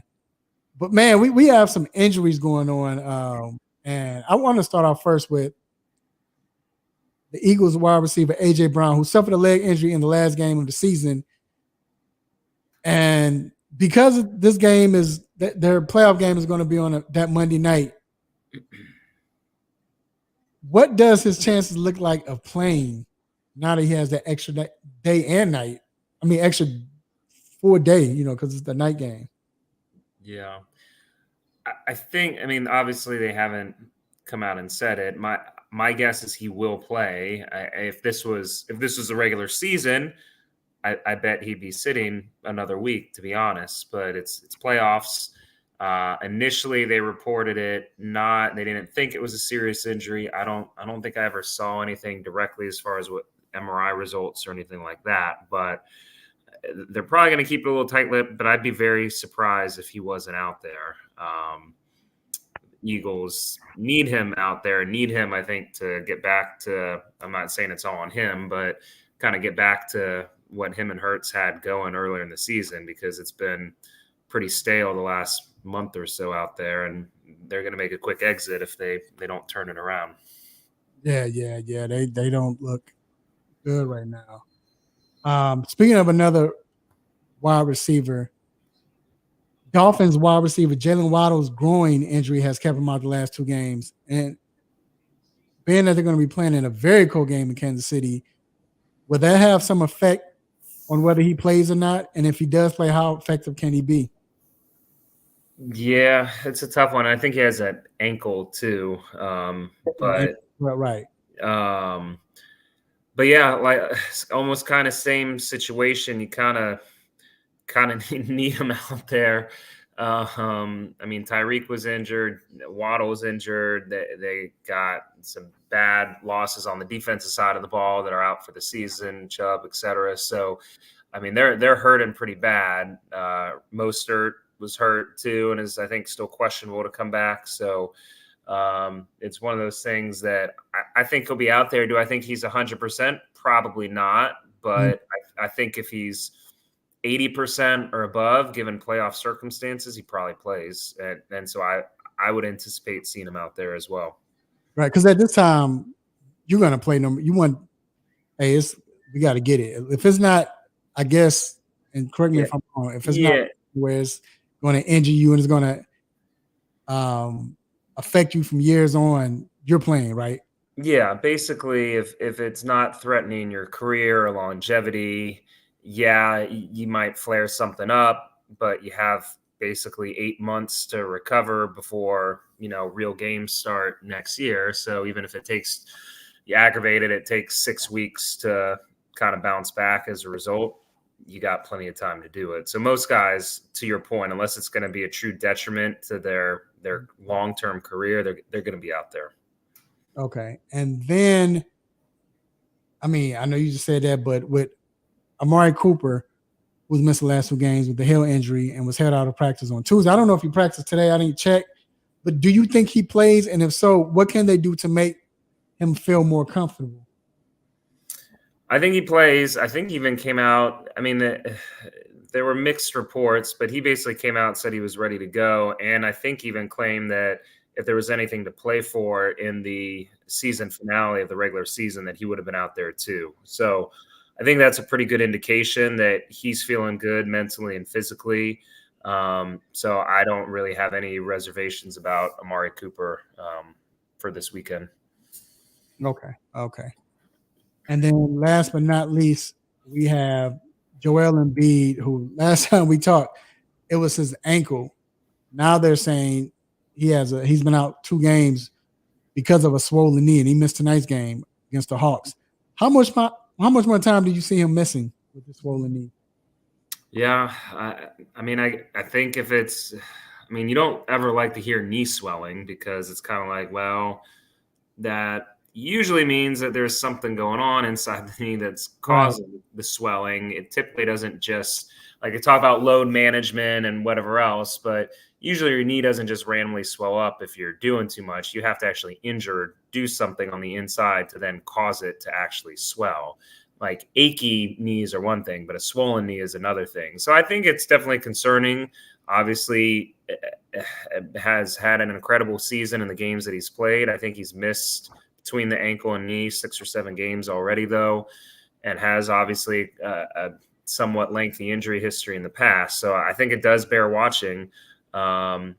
And as far as really getting back, I think it just depends. If it's really swollen, he can't really be back out there and play effectively until the swelling's gone. So it might be another week, 7 to 10 days. I think it just kind of depends on his treatment course and how well it responds. All right, Doc, we definitely appreciate you for your input. And Doc, it's time to get to these playoffs, man. We gotta talk about these playoffs. I know we're not counting these picks, but I mean we can, but we're not. You already won, so but let's get to these games because I think it's some interesting ones, man. And I have a feeling there's gonna be some upsets. So first off, we're gonna start with Cleveland, Houston. Doc, I'm gonna let you start. Who are you going with?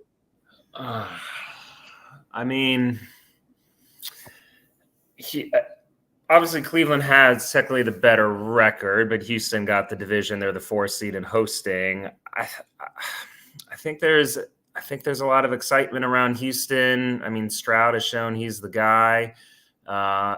They're still down one of their big weapons in Tank Dell, who's out for the year, but he still has a lot of playmakers.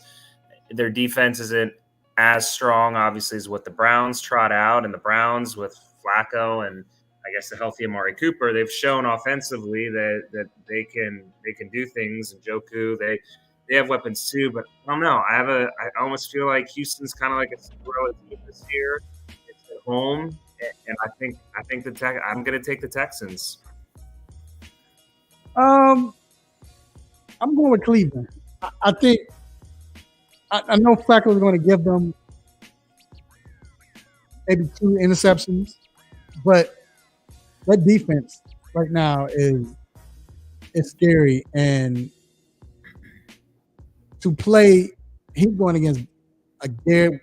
I'm about to say Garrett Wilson, but I can't think of nobody's name today. Myles Garrett. Myles Garrett, and he's going to get Myles Garrett. And with the way that Garrett plays, I just don't think that. I don't know if what's name is ready for that. I don't know if they have a game plan for Garrett, but then the whole defense as a whole, they just very tight. So with Amari Cooper playing, for some reason, Flacco loves the joke. I ain't gonna say for some reason, but he loves the Joker. Love the way he plays, love what he's doing. And I got Cleveland, man. I got Cleveland winning at home. No, they're on the road. No, it's at Houston. Yeah, they're on the road. I'm sorry. Not Cleveland winning. Next game we have is Miami KC. I'll go first. It's going to be 11 degrees. That's going to be very hard for Miami coming from Florida. But you know what? This is Tyreek trying to get his revenge. This is Miami trying to get their revenge from playing in overseas. I think it was London or Germany. And KC right now, they're just not right. They're not playing well. They don't look right. They need help. And I just feel like because everything is down on Miami, and honestly speaking, the time that Miami came back to play, it was and played well. It was times where you didn't expect them to play well. They're not going to win. They're not going to do this, and they did. So I have Miami going into Kansas City and coming up with the upset.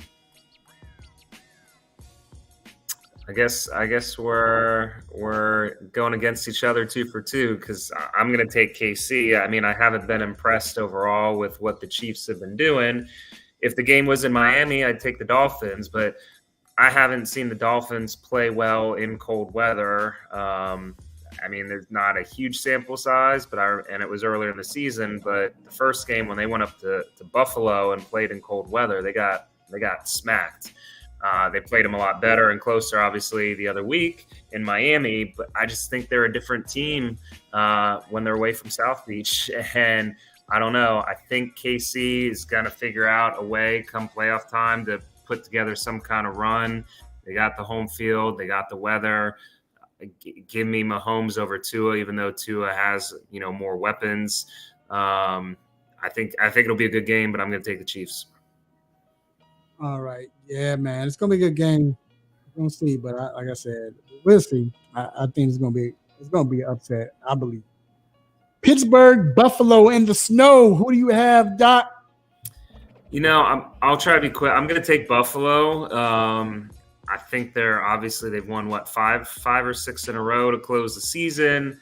Some of those have been tight games, some couple blowouts. I mean, the Cowboys, they handled pretty well. The Steelers, I mean, they've seemed to kind of find a new identity. I gave them a lot of flack earlier in the year. Been like, how have they even won 5 or 6 games? And obviously they ended up winning 10 games, and just shows that, I mean, they're one of those teams that's always going to grind, have the defense, have enough on offense to maybe make it a game. But I still feel pretty confident that Buffalo wins at least by a touchdown. This is my only thing. It's going to be snowing. It's going to be cold. It's going to be physical. Right now, that matches what Pittsburgh is doing and doing well. I just feel like this is the way they're running the ball, they're being physical, they're going back to the old Pittsburgh way. I just feel like because of that, they're going to upset. They have a great chance of upsetting Buffalo because Josh Allen can throw 2 to 3 interceptions, but just like Favre, he'll throw 2 interceptions, lose a fumble, but because that Buffalo defense is playing well, he'll come back and make a spectacular play. I'm with you. I have Buffalo winning. I think Buffalo right now is the scariest team in the NFL playoff right now, because if they get it together, they still have the talent to beat anybody that can beat anybody they play. So, yeah, so I'm going with you. I'm going Buffalo. Like I said, this looks good for Pittsburgh. This is what they want. Green Bay, Dallas. I'm going Dallas. I'm going to let you speak on it because I'm going to be biased. So I'll let you talk about this. I'm not. I mean, I think Dallas has kind of been Jekyll and Hyde all season, but they're home. They've played well at home. Packers have been a fun team to watch, and watching Jordan Love and some of the younger receivers that he has around him, but I still don't think they have enough to keep up with the Cowboys and Jerry world. So I think the Cowboys likely, again, touchdown or so. Not worried about them this round. I think they hold court against Green Bay. I'm with you. And then we got the LA Rams visiting the Detroit Lions. Doc, who do you have? Man, this is a good one. Obviously, the whole Stafford, Jared Goff trade going back home. Everyone felt like Detroit got kind of fleeced and the Rams won the Super Bowl, but now it almost kind of seems like the Lions have kind of hit their stride somewhat from what they got out of that deal and some of those younger players that are coming up. I think the Lions, I think it's going to be a good game again. I love all these games, but I think the Lions have enough. I like I mean, the receivers on the Rams, obviously with Puka and Kupp and everyone, are fun to watch, but there's a lot of weapons on that Lions team with Amon-Ra St. Brown. You got 2 great running backs with your former boy Montgomery, and then Gibbs. You got Laporta setting records for tight ends as a rookie. And they got a good defense too, and they're playing at home. So for all those reasons, I'm going to take Detroit over the Rams in the Matt Stafford homecoming. So you said you're going to take the – I'm sorry, take the Lions, to beat the Rams at home with, Matt Stafford coming back. But no, I'm taking the Lions. I just have the Rams winning. I think they're the scariest team in the NFC. With all of that talent right now, and I see Ab saying Lions can't stop the pass. That is Laporta playing? Is he playing? Doc, do you think? I don't think they've announced it yet. Do you think he plays? I mean, they said it wasn't necessarily serious as it looked, but I think they're gonna kind of be smart about it. I think he's only done walkthroughs; he hasn't shown much yet. So obviously, that would be a big loss for them if he is not out there. But I think that definitely impacts things for sure. Okay, so, but they can't stop the pass. And that passing attack right now, definitely Marcus Robinson, Atwell, just those two. But then you're talking about Puka and Cooper, Kupp. And then don't forget you got Kyron Williams who's playing well. Matthew Stafford's playing well. Then the fact that they're going back home, he's going back home to play. So it's who's going to prove to the other team you messed up when you let me go. So I got the Rams. I just think they're too hot right now. I think Dan Campbell's going to make a dumb decision and go for it in 4th and 8 at his own 27-yard line with 7 minutes left in the fourth quarter, up by like 3 or something. I don't know. Just he's been doing dumb stuff. I understand you believe in your players, but you can't do that during the playoffs, man, in certain games. So I have the Rams winning. And last but not least, the Philadelphia Eagles travel to Tampa to play the Buccaneers. God, this is a tough one for me.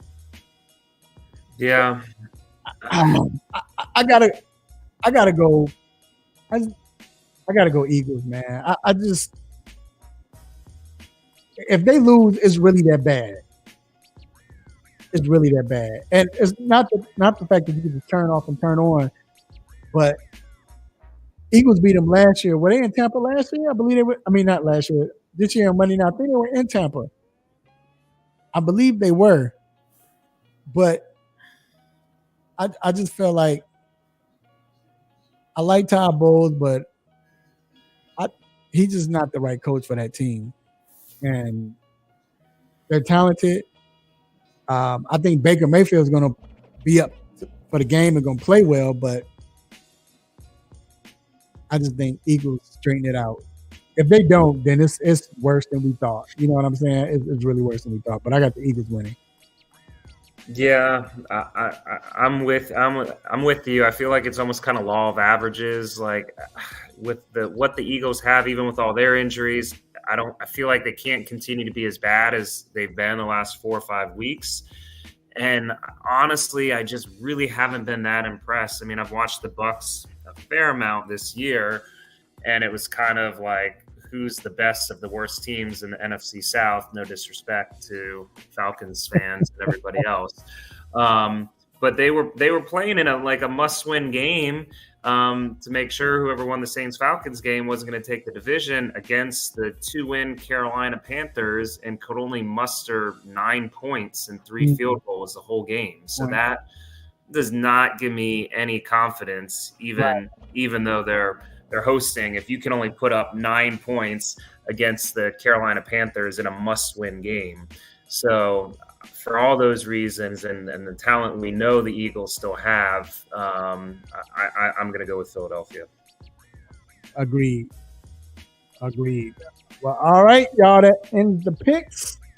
Doc, we definitely appreciate you for coming on. Like always, man, you have a safe and wonderful weekend. And the rest of the week also. And we'll talk to you next week. Have you decided what the Bears are doing with the first pick so I can let my Commanders know, or not yet?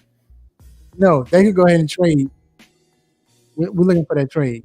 Like I said earlier, there's no reason for the simple fact that we traded. I mean, that we fired Luke Getsy, our offensive coordinator. Thank you, Jesus. We fired him, and we kept Eberflus. You're not starting over with a new rookie quarterback, with a coach that's already had 2 seasons where he's had losing seasons. That doesn't make sense because then you're setting them up for failure. Yeah. So I think we go ahead and we stay with Justin Fields, and we have your Commanders trade. Give us 3 first-round picks. Because Atlanta won it. Maybe New England traded to get it. No. Or someone will definitely take it. That's for sure. So. Yeah, after the Bears and Commanders both trading out their picks. Yeah, there's a lot of debate in Washington with what's going to happen. I'm very curious to see what they do. So. Yeah, man. Yeah. But Doc, appreciate it, man. Again, be safe, and we'll talk to you next week. All right. Take care, Mr. Controversy. All right, y'all. We're going to take a quick break, and we will be right back. We have a word for you all, man. What's good, everybody? This is K Boogie here. Happy New Year to you. Welcome to 2024. I'm here on the 3-point conversion with our boy, Mr. Controversy.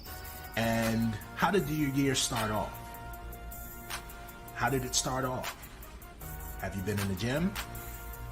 Have you started on that new diet? Have you started doing something that you're going to remain consistent with? The whole important thing about anything that you've started, you just have to stay consistent with it. As long as you stay consistent with it, and I mean consistent over weeks, over months, and you stay consistent with it, you can accomplish that goal. If you trip up, keep going. If you don't go to the gym one day out of the week, go the next day. If you eat wrong one day out of your diet or a couple of days, eat right the next day.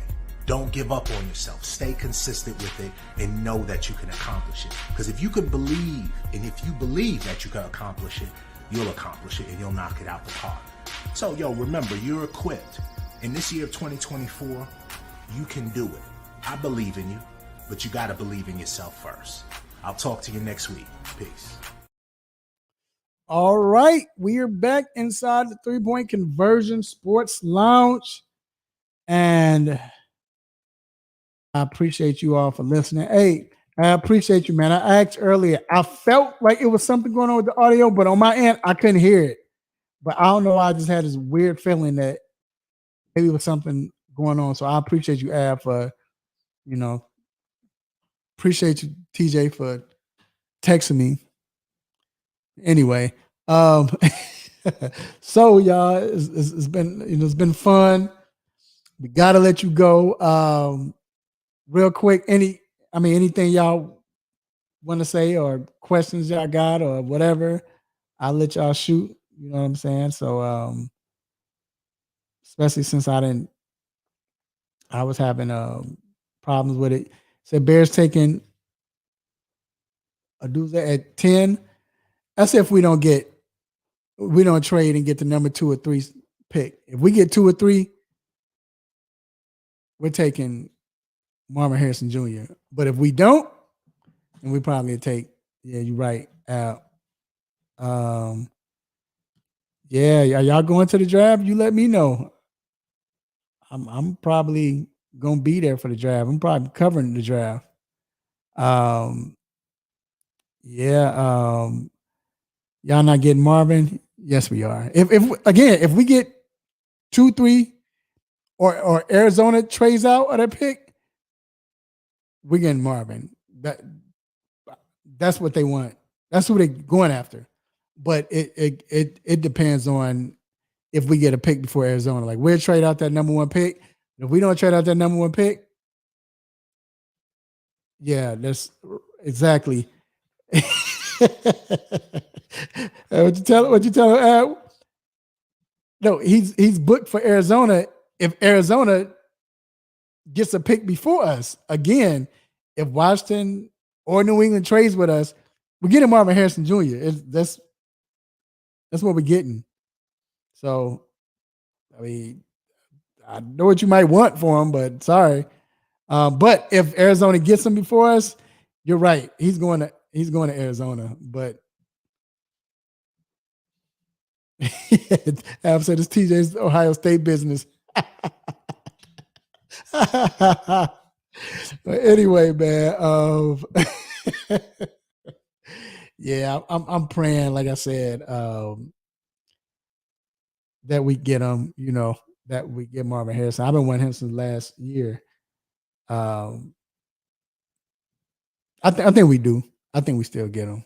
Like I said, that's if we trade our picks and we get to pick before Arizona, because we already know where Arizona getting. So, but I've been hearing reports that Arizona might trade out their first pick. So, but I doubt that. Seriously. So, but all right, man. Y'all know the deal. If you hear this music, you already know what it means. It means it is time to let you go. You're right. It will be good for Justin. But before we go, we have a couple of times. Stay tuned because you might be a part of it. First off, I want to shout out to the Almighty God for giving me this platform to do what I do, say what I say, make you all happy, upset, mad. If you want to give me the stop it button, I appreciate it. You got it. Again, thank you for this opportunity. Also, I want to thank Dr. Fowler for coming on the show. Appreciate you, man. Like always, man. Thank you.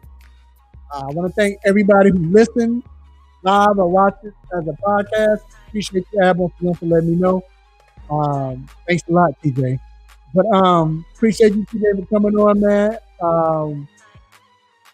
And hey, and whoever else listened, I want to thank my beautiful wife, lovely children, my nieces, nephews, uncles, aunties, cousins, brothers, sisters,